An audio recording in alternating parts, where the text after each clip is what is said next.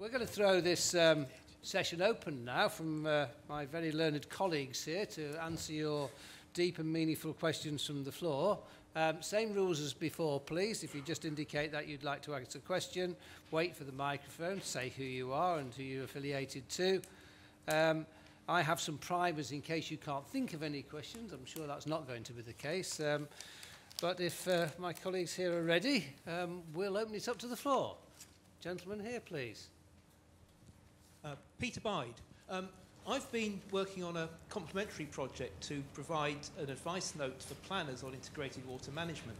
And it won't be any surprise to you to know that the things that I found which were most important in terms of getting these sort of things off the ground are partnership working and community involvement. And I've got found lots of good examples of getting this to happen, and they all involve multiple benefits, convincing each of the partners that they get a benefit from being involved in the partnership. And the thing I'd like to ask the panel is, we have a lot of problems with actually quantifying benefits, particularly from developers. I've got a lot of examples of developers saying, we took part in a scheme, we did this because we got a benefit from it, but then they won't quantify it. Same with highway authorities in local authorities. And I just wondered whether you had any thoughts about how we can quantify the benefits that partners get out of these schemes to try and sell the schemes, well, to sell the schemes to other people for other areas. Quantifying benefits. Who would like to kick off? Anybody? Can be brave enough? Go on then, Kevin. Yeah, there you go. I don't think you need to get too near to it. Thanks, David. I think it's a very good question, well, perhaps unwisely chosen to go first, but that's not because I've got a great answer to it.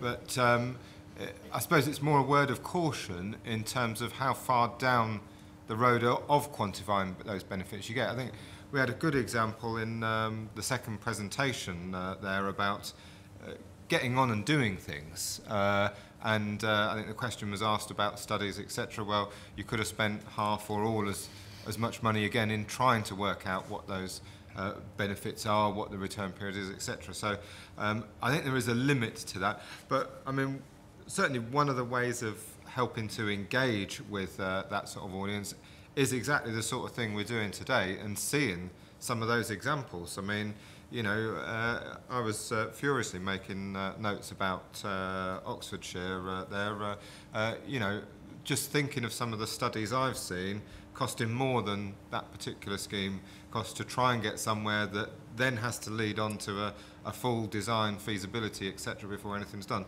Maybe for slightly bigger areas, more complex problems, I don't know. But it really made me stop and think, you know, hang on a minute. We've got a great deal of expertise and knowledge in the general public in terms of local circumstances, local government, environment agency and others. Perhaps we should be a bit more confident about getting on and doing stuff. Sorry, that is a slight dodge to your question, I appreciate. But. Simon, do you want to come in on this, on the benefit? Yeah, I can do. I mean, I think historically part of the problem with benefits has been linked to funding. And with the EA sort of footing the bill for a lot of these things, they need to demonstrate, as Adam was talking about earlier, the cost benefit, and that's usually related to property flooding. And sometimes that can be difficult to demonstrate, and possibly it's not protecting huge amounts of properties, and it doesn't stack up. But I would sort of echo the point that really the benefits are multiple, and it's got to come back down to the local level. You've got to engage people, understand what they want to get, engage the members of the council, you know, the community groups, and you know, possibly look for alternative sources of funding if those typical sources aren't going to back it up based on the benefits not stacking up. If it provides a local benefit, there must be a way of funding it locally as well. And I think it's for the individual project to find what those benefits are. Charles, do you think the residents in your area have difficulty quantifying the benefits from the scheme you've just done? No, I think the fact that I don't think it's gone unnoticed that it's been 3 years since we last flooded. A lot of other communities have actually been flooded very, very heavily in Cornwall. And I think locally, the success story of St Blasey is actually well known within the county in that we had a lot of repeated issues, and we've been okay for the last, touch wood, been okay for the last 2 or 3 years. And in terms of sort of related benefits, David, I wonder whether you want to just comment from your experience as a landscape architect, whether we get enough broader benefits from some of our flood risk measures. Well, the short answer is no. I'm intrigued by this idea of encouraging planners to be creative with water management. I think that's great just to start with. Publish next month, well, publish beginning of June.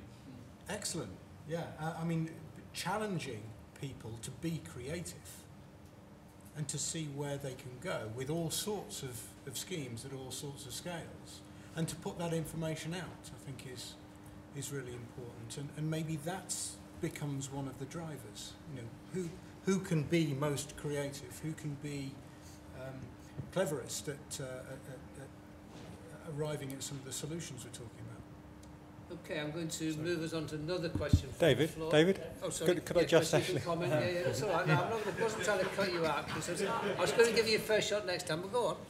Because I'll probably be shocked by some of my colleagues from Syria and the Environment Agency.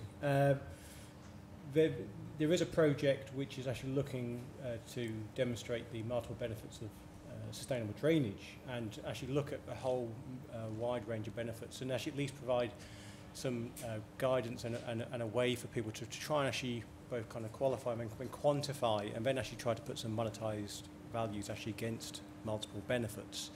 So there is some work on going on that at the moment, which will be hopefully kind of being launched early next year. Okay, I've got somebody trying to catch me down here on the right somewhere. Yes.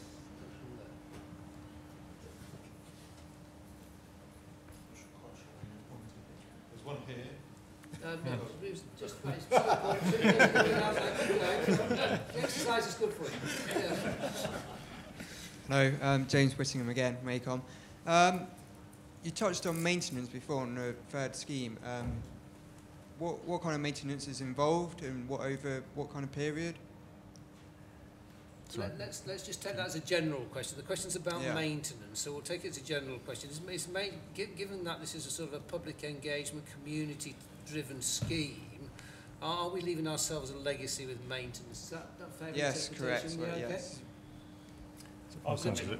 Right, Simon, you come on. Yeah, I mean, I think from the highways perspective, which I'm quite involved in, I mean, there is a question mark around using highways for exceedance routes, which typically most of the examples that have been put out today are related to highways, and you know there are definitely issues there, and I think it's possibly there's not enough evidence to back up yet how using these areas for flooding causes deterioration and more rapid deterioration of the carriageway surface, footway, the related verges, that sort of stuff as well. But I think if it's designed properly and it's looked after and it's monitored, then it shouldn't be an issue.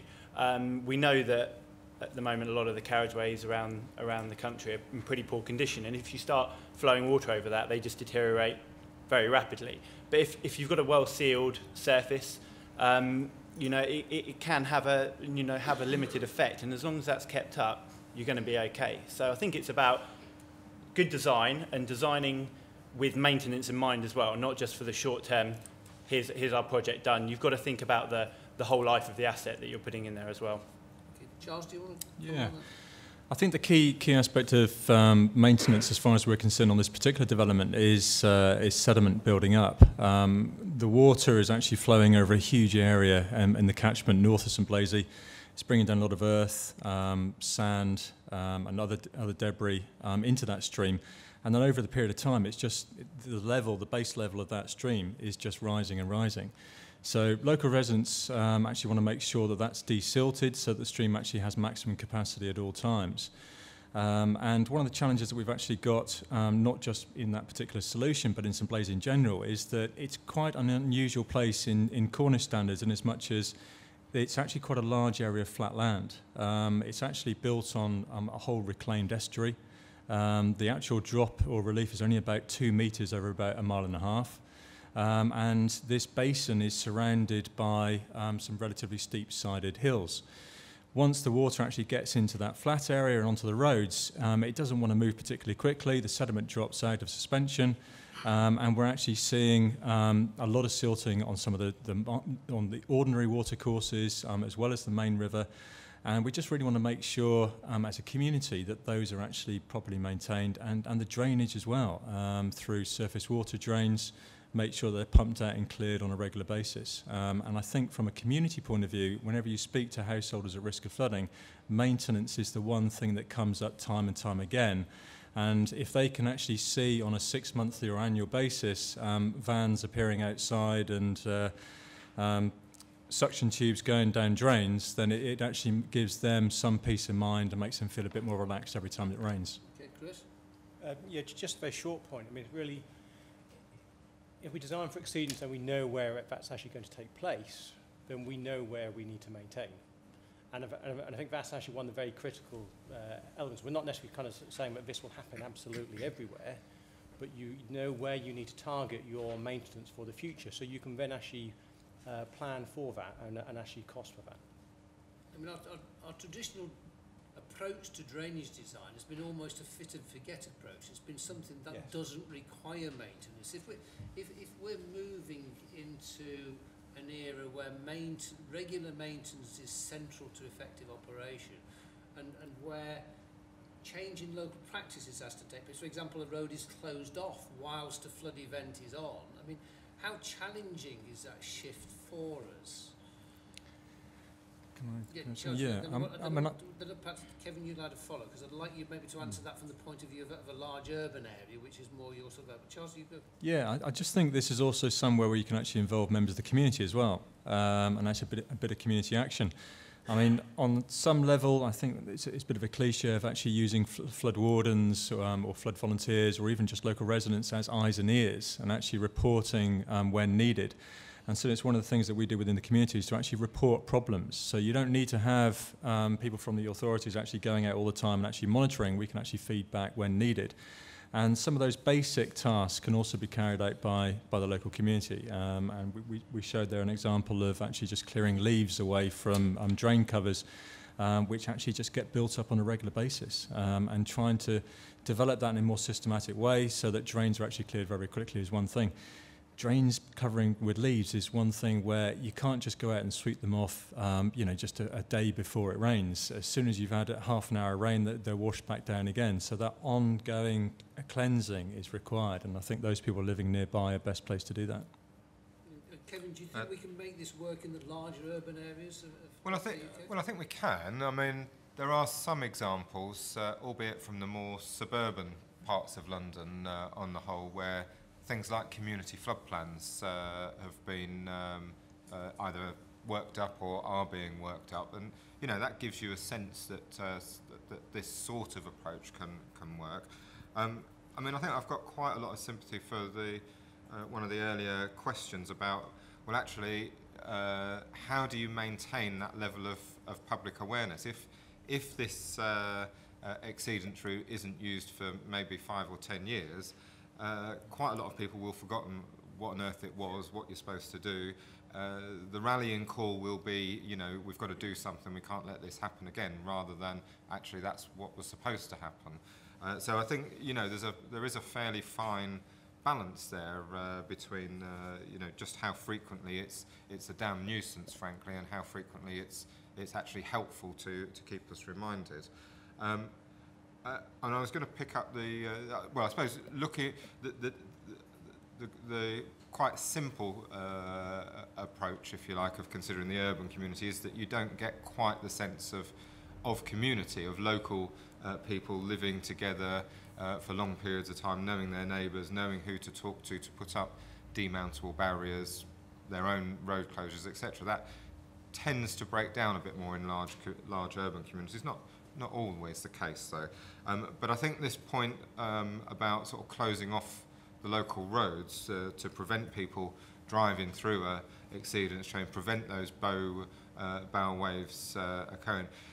I can see that being challenging in a London context. I mean, maybe it's London driving, etc. But I know that has been a problem where highways have been flooded, and people's homes would otherwise have been dry. Water would have stayed in a carriageway, except for vehicles going through it, which has caused problems.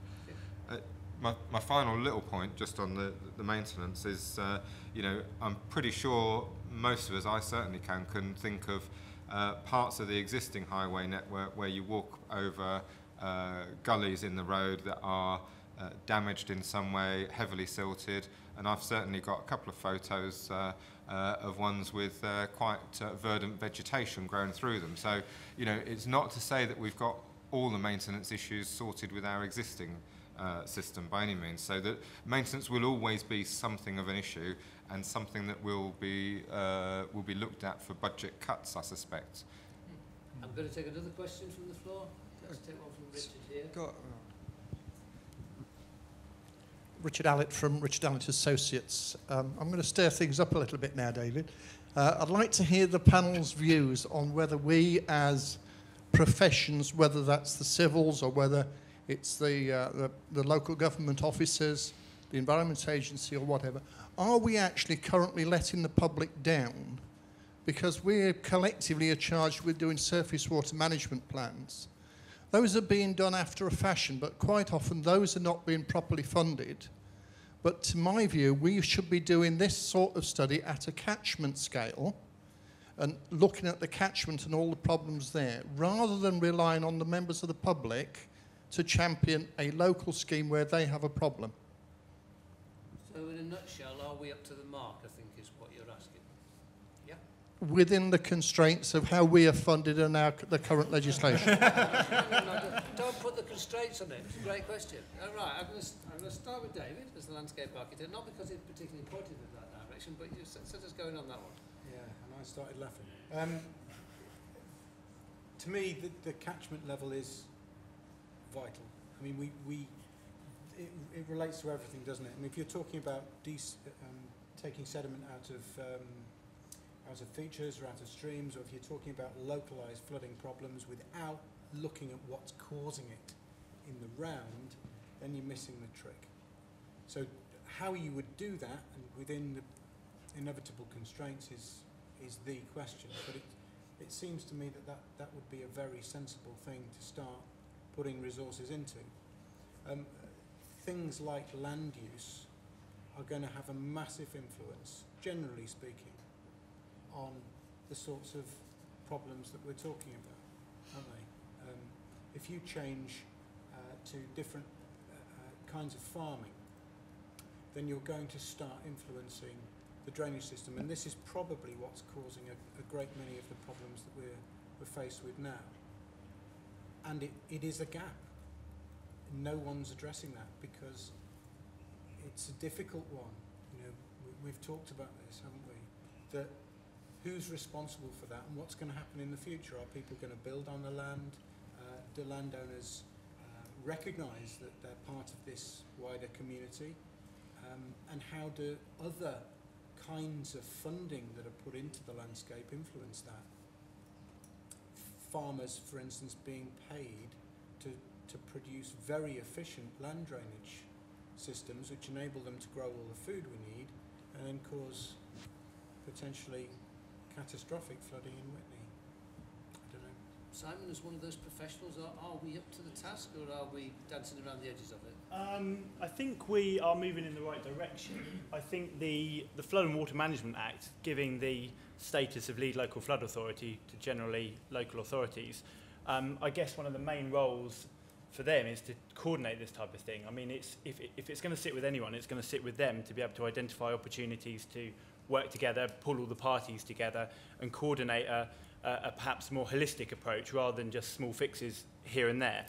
So really it takes that coordination to see the bigger opportunity. But I think the problem is really where there's probably a lack of resources and particularly a lack of expertise within those lead local flood authorities in some instances, not all, but in some instances. So there aren't the people there that can have the time or the kind of the background to be able to spot where these opportunities lie. So I think that's going to be quite a long, slow process, and it's probably not just unique to this situation, but engineering as a profession as a whole, unfortunately.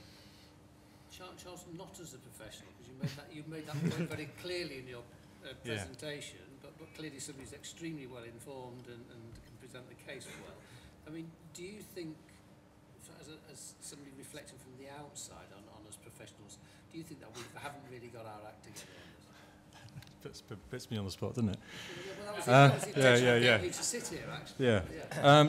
Two things I think to come from this. One of them is how difficult it is to actually work out where a problem's going to arise. No rainfall event is ever the same. I just talked about a case study where rain fell slightly to the north of St Blaise. Had it fallen just to the south, we would have had completely different issues. Different areas would have been affected, and the solutions required would have been completely different. So actually trying to patch up those little pinch points, solve these little problems, would have been completely different. The other thing is that I think certainly with climate change at the moment, we're all seeing that the magnitude, the frequency of these high-intensity events seems to be getting more regular. And that's the one thing which I think is increasingly concerning across the whole country. How we can actually start planning ahead, generating more investment, so that I think we're probably seeing a situation where we need more investment year on year just to actually keep the status quo, let alone actually making ourselves even more flood safe than we were before. So I think a lot of it has to do with money. I think the skills are there, certainly within the Environment Agency and the lead local flood authorities. It's a case of actually having the resources to actually put some of these patches on the ground. Okay, thank you. One for Chris. I'll come back to you in a minute, Kevin, to have the last word on this one. But Chris, the sense of urgency of climate change on the agenda, do you think we have that sense of urgency in our profession and in the different professions associated with this? I think we talk about it a lot, but whether we're acting fast enough, I think, is a very different key issue for us to actually work through. And I think, actually, Charles picked up on a very central point here, that it's we tend to react very responsive. So when there's a problem, we then go and actually fix that. And it's very much in terms of and not necessarily so much in terms of looking at where there's maybe the greatest risk. And I think if we really started to actually do that, then we would probably start to address also the concerns regarding climate change and the change in rainfall patterns and types to actually manage flood risk far better. But to do that, we will probably need to, well, we're already prioritising where we spend our money, but we'd probably have to increase our spending to really be able to address the risks from climate change going forward. Okay. Kevin, I wanted you to come last because in the GLA you're in almost a unique position really politically, aren't you? It's got its own, it's established under a mayor, you've got 33 boroughs each with their own responsibility for managing flood risk. You've got this overarching responsibility really where you can almost stand back and reflect, you know, have we got the right plans for the future? Have we? Yeah, I mean, I think, we are in a different position to most other parts of the country, but I dare say we face broadly similar issues. I mean, I think in answer to the question, the first thing I'd say is I certainly don't think we're doing enough as a profession. We must do more. That, to me, seems very clear. I think looking on the bright side, we're doing more now than we were perhaps 5, 6 or so years ago. That's got to be a positive. I think the 2010 Flood and Water Management Act very much helped in that. It clarified a number of what were previously unclear responsibilities, duties, etc. Set people off on clearer duties. But equally important, I would suggest, was the 2007 flooding that acted as a wake-up call. I mean, if you like, we're sort of victims of human nature. We only really bother to do very much about something once it's become a problem or a crisis. But, you know, the difficulties that some places in the country faced in 2007, certainly if I speak just from a London perspective, absolutely woke us up in London. If that sort of flood rainfall that happened over parts of the West Country, Sheffield, Hull, York, etc., happened in London, we would have had one hell of a crisis here. We certainly wouldn't have coped with it at all. Big wake-up call, project, money flowed, and that was shortly in advance of the 2010 Act. That led to every London borough getting we actually called them draft rather than final, but you know, they were more or less finalised, surface water management plan back in 2011. So, you know, that did give us impetus to act. I think there's a lot more that could be done, and we're actively looking at ways of pursuing more sustainable drainage implementation, getting the planning policies right, which I think in London we've certainly got a reasonable start on that, but making those planning policies bite. I mean, an awful lot of people like to have their paved over front driveways, parking their second or third cars there, which used to be flowers and grass, etc. For those of you in London, you've probably heard this figure. I no doubt will get it wrong, but in London, an area, I think it's sort of 2.5 times Hyde Park, has been has been concreted over rather, just for front driveways over the last 20 years. As I say, probably don't write that down because I think I've got it wrong somewhere, but it's of that order. We're adding to the problem, and a few of the changes to things like permitted development rights, whilst on the one hand, you now need permission if you pave over more than 5 square metres of your front garden, you've got a lot more leeway in terms of what you can build at the back of your house without planning permission. So we're probably not any better off after those changes either. But positively, I think we are moving in the right direction. We are much more aware of what we should be doing, and I think we can all take something back from this sort of meeting to go back and do more back at our basis. Thank you, Gavin. A final question then, gentleman up there. Jonathan, is it? Jonathan Hunter from the Environment Agency. I was interested in Charles's point about the 2 individuals at Cornwall Council that broke down barriers within their council and between partners. I wonder if Charles could say some more about that and whether that's led to benefits elsewhere in Cornwall, and whether the panel members could comment on what they think are the barriers between disciplines or elsewhere and how to potentially overcome them when we go back to our offices. So what are the barriers and how do we best break them down, if we summarise that? Starting with you, Charles. Yeah, thanks. I mean, that point was really, prior to today, I spoke to quite a few people who were involved in that scheme just to get some of the background a little bit clearer in my own mind. Obviously, I was on the receiving end of the consultation, was involved in the development of the plans through the period of time, but there was a period before that which I wasn't so familiar with. The one thing that came up with talking to people in the Environment Agency and Cornwall Council was how key those 2 people were. And that was actually something seen not only just within Cornwall Council and from the community, but also from the Environment Agency as well. The actual barriers that they broke down, not entirely sure in terms of between the 2 authorities. But certainly in terms of the community, they actually carried out the bulk of the community engagement, and both individuals have a good reputation within the community and from the community in terms of the work that they're doing. So I think actually having faces there that you recognised, it certainly helped smooth the pathway from a community perspective. I think one of the big challenges was really trying to get this through, possibly even within Cornwall Council, between actually the sort of planning side of it and highways. And I think I alluded to the point there that had this not been in the 30 zone, then I think there's a possibility that this might not have gone through. And I think it was actually trying to actually smooth through that process, which was a great benefit. And also I think Teresa Frost in this particular instance had the foresight. What we just made I made a point as well there, and Chris did, about sometimes our failures to actually identify some of these problems before they happen, and that a lot of our work is actually reactive. I think Teresa Frost in this instance actually had the foresight to actually put in the bid beforehand, before the big flood in 2010, and actually set this actually in motion, and then it just needed to be adapted and changed in light of the flooding, but the bulk of the work had already been done up to that point. Chris? Thank you. I think one of the key things is around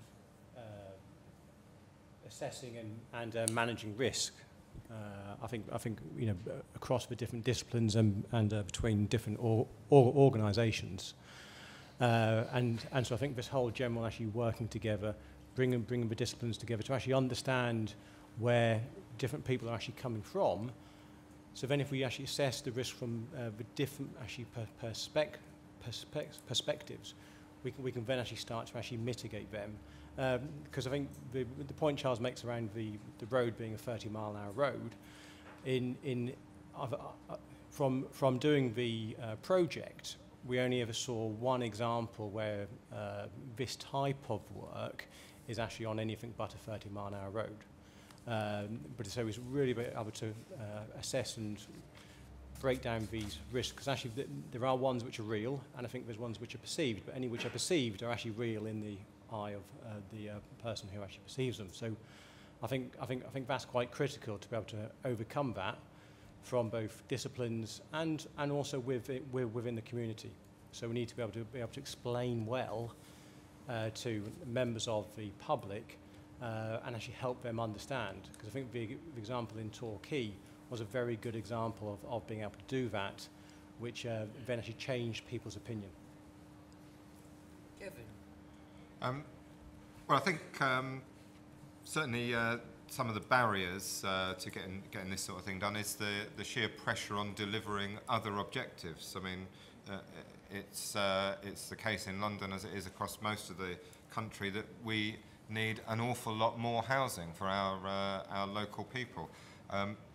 Anything that looks to a developer like it's going to make that more difficult, more costly, more time-consuming, generally meets with a bit of a blank face. So, you know, that's going to be a barrier. The need to keep costs to a minimum when delivering other projects is always going to be a bit of a barrier. I mean, one of my own sort of little bugbears, difficulties in allowing a project maybe to take a bit longer or go over the end of a financial year because you've tried to make an adjustment perhaps to fit in an exceedance route, etc., gets frowned on extremely badly by our financial colleagues when we're delivering projects. So all of those things tend to work against us when you're delivering one project and someone comes along with this bright idea that you want that's going to take a little bit longer, cost a bit more. But can I just pick you up on that point, yep. on a related point there, because we made this point about quantifying benefits and about the role of modelling and designing schemes, and yet it seems to me from the case studies we've been looking at today that potentially the cost of doing the planning and the modelling and the design and quantifying the cost benefit could actually far exceed the cost of actually doing the scheme. So I mean, have we got things the right way around, do you think? Well, I think my earlier answer would suggest not entirely, and we perhaps ought to be a bit more risk tolerant about some of these things without having to have a full set of that sort of design, feasibility, etc. You know, not to say to do things that are actually risky, but I think a lot of the time it's about having to prove beyond any almost judicial sort of sense of proof. I think what I was going to say is that by having this sort of example shared around, and you know, I can think of a few examples in London where new developments have allowed either the flow or more particularly the storage of water during an exceedance event to be within a car park area. I can think of an industrial estate holding it in its yard and servicing area, this sort of thing. The more of those that we become generally aware of, and you know, I'm probably guilty for not sharing some of my experience with colleagues around London, but you know, the more of those that you see happening, the more times you realise, well, actually, you know, this can go ahead. It's not the end of the world. It's a bit of minor disruption, really. Much better than leading to a longer-term need for some huge capital project to fix a problem effectively that we've created. So, you know, I like to remain positive about it. I think we are on broadly the right track. So I think those barriers will be broken down. And just for Simon, just to be slightly pointed as a highway engineer, do you think, in the context of risk tolerance, do you think this is an issue for highway engineers in the context of these schemes? I do, yeah, I do, and I think it's probably been a blocker to some stuff in the past. I think there is a definite aversion to risk in the industry generally, and it's possibly slightly due to a lack of knowledge and experience in some of these areas that are still emerging, you know, and some of the solutions initially, when you look at them, seem like possibly madness. You know, you'd look at why would I flood a highway and, you know, possibly risk it freezing and damaging it and cause accidents. But I think when you go beyond the kind of the hearsay of what's going to happen and actually look into the detail of, okay, how often is this going to happen? When's it going to happen? How can we manage it? Where are we going to control it? What areas are we going to take the water to? 30-mile-an-hour limits. You know, you don't on purpose flood a 60-mile-an-hour road. Yes, that could be highly risky, but you know, if you can divert the flow to a cul-de-sac or something, you know, areas that aren't really going to have high-speed traffic, that sort of thing, then you know the risk is small. And I think it's really about trying to overcome that sort of hearsay and risk aversion by knowledge and explaining to the community that have the fears that may well be, you know, completely reasonable, but explaining how these can be overcome and how you've foreseen these and managed them. Thank you. And David, you've got the privilege of the closing thoughts. Thank you very much. Yeah, well, as a landscape architect who doesn't really belong here, a non-engineer, I think this is a really important question. I mean, one of the things that strike me here is that we automatically talk about the barriers between disciplines. Why? The barriers between disciplines, professional disciplines, it seems to me, are often set up during the early part of our training. And maybe it's something that we could explore more, to have those barriers broken down even before they start. I'm on a bit of a mission at Nottingham Trent University, teaching architects. I was teaching architects the day before yesterday to try and get them to think more about the engineering implications of the decisions and the landscape implications also. So that might be something that we can use. And there's a tremendous amount of, I have a tremendous amount of hope for this, because we are here, we are sharing experiences, and we're discussing it in the round, and that's got to be the way forward.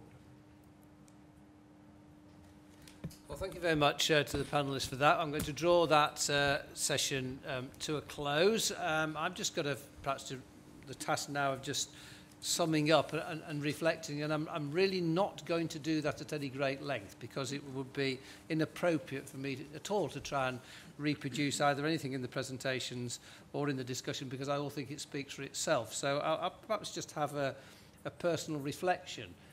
When we first started in Syria down the road on designing for exceedance, it was quite revolutionary, and as with many new things, it's been an upward battle to try and get people interested and engaged. And having looked at the case studies that have been prepared, and you can pick these up on the way out, and please do so, I'm really, really encouraged, and I've been really encouraged by the presentations today and the level of the discussion which we've had about this. Because at last I do see that we are moving forward on this. And this is an area which is so vitally important to our success in our communities in the future. We have to get flood risk management right. As has come out in the discussion, climate change is here. It will make a big difference. We can't go on with business as usual. And there's probably really two things we need to do differently. And this is not to do with the technical approach at all. Firstly, as David says, as professionals, we do have to work together better. You know, we do have to find a way of collaborating with a joint way forward. And secondly, as professionals, I think we also have to get very much better in upping our skills to engage with the public. Because one of the things that does come across from these case studies is just how central public engagement is to this, and how projecting a positive image and bringing the public along and using the skills of the public to get the right solution is vitally important. So I think there are two key areas for us as professionals to work on there. But as I said, I am encouraged. I do think there are some very positive signs now, and there's some fantastic examples of innovation and ingenuity. And I would encourage those who have been engaged with these schemes to put them forward for Innovation and Sustainability Awards, because the ICE offers a number of awards, so do the other professional bodies. Let's celebrate the success. One of the sad things I find in all of our professions is that sometimes we don't make enough out of our achievements. We're too modest. We should be celebrating the success. And through that celebration, we'll encourage more people to do it. So thank you very much for coming today and for taking part in this. And please join with me in thanking our presenters and our panellists for their efforts today, please.